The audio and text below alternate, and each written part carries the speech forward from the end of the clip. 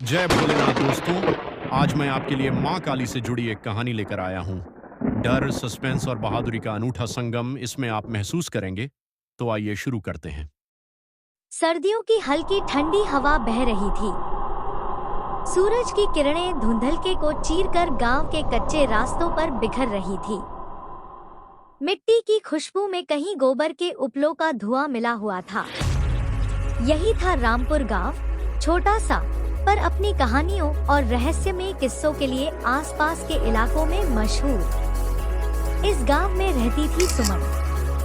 उम्र होगी करीब 15-16 साल। गोरी चिट्टी, चमकती बड़ी बड़ी आंखें और हमेशा होठों पर खेलती शरारती मुस्कान।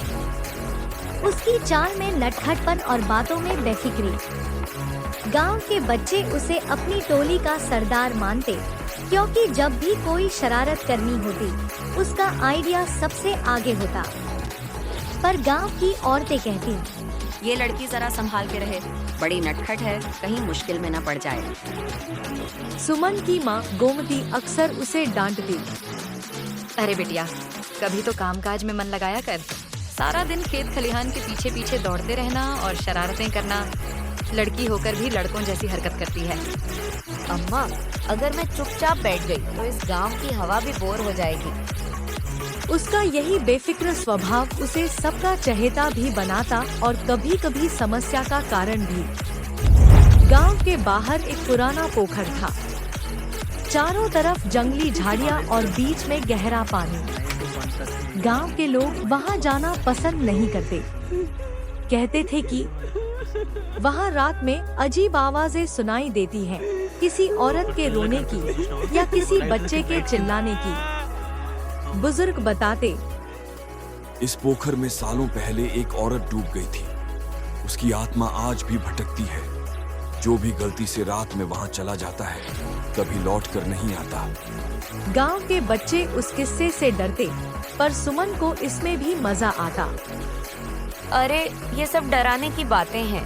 अगर आत्मा होती तो अब तक मुझे पकड़ ही लेती। मैं तो कितनी बार उस पोखर के किनारे खेल चुकी हूँ। उसकी सहेली राधा अक्सर कहती, सुमन तू पगली, भूत प्रेत से खिलवाड़ मत कर। सब कहते हैं वहाँ जाना अशुभ है। सुमन फिर वही अपनी आंखों में चमक लिए बोल पड़ती। अरे यार, अगर मैं डर गई तो मेरी नटखट सुमन वाली इज्जत कहाँ जाएगी। मैं तो कंगाल हो जाऊंगी यार। एक शाम जब सूरज ढल रहा था और गांव के लोग घर लौट रहे थे, सुमन अपनी टोली के साथ पोखर के किनारे जा पहुंची। सब डरते डरते उसके पीछे पीछे चल रहे थे। अरे यार देखो, मैं पत्थर फेंकूंगी। अगर कोई चुड़ैल है तो अभी निकल आएगी। सुमन ने हंसते हुए कहा और पानी में एक बड़ा सा कंकड़ फेंक दिया। छपाक, पानी में लहरें उठी। बच्चे चिल्लाए और पीछे हट गए, लेकिन सुमन वही खड़ी रही। तभी अचानक पानी की गहराई से जैसे कोई काली छाया उभरी। दूर से लगा मानो कोई लंबा चौड़ा साया लहरों में हिल रहा हो।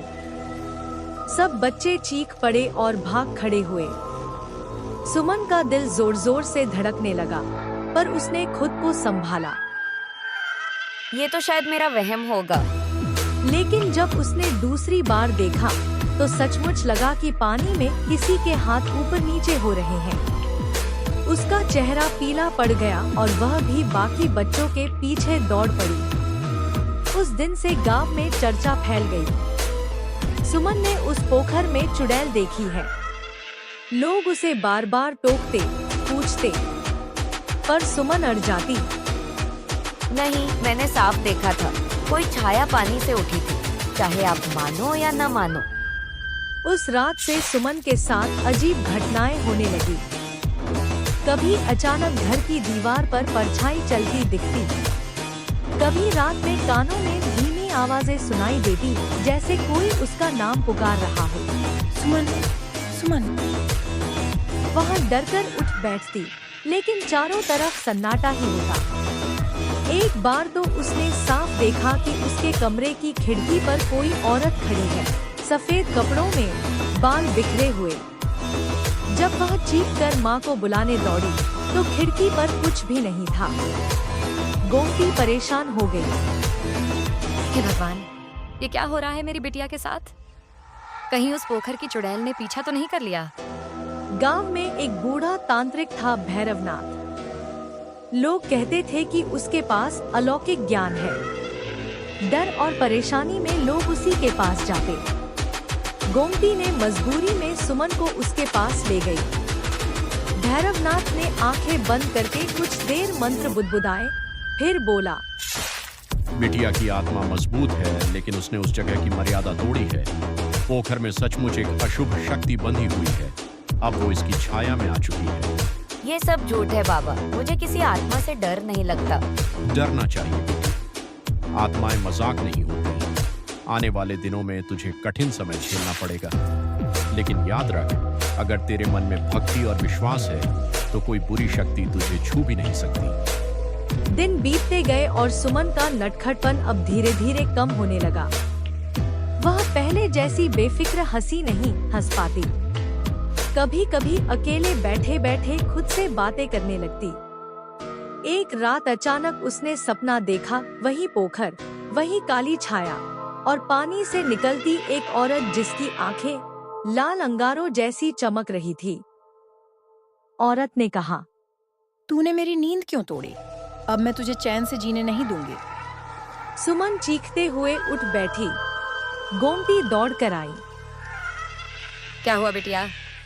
अम्मा, वो औरत मुझे पकड़ लेगी, मुझे ले जाएगी।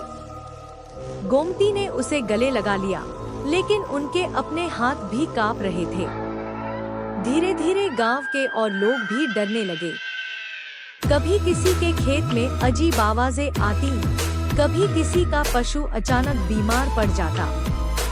सबका शक उसी पोखर और सुमन पर टिक गया।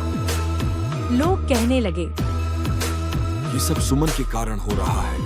उसने उस आत्मा को जगा दिया है। सुमन के दिल में अपराध बोध घर करने लगा। क्या सचमुच मेरी गलती है? मैंने ही सबको मुसीबत में डाल दिया। उसकी आंखों से आंसू निकल आते, लेकिन कोई जवाब नहीं मिलता। एक दिन गांव में एक साध्वी आई, माँ काली की दासी। चेहरा तेजस्वी, आंखों में करुणा और आवाज में शक्ति। वह गांव में काली माता का भजन करने आई थी।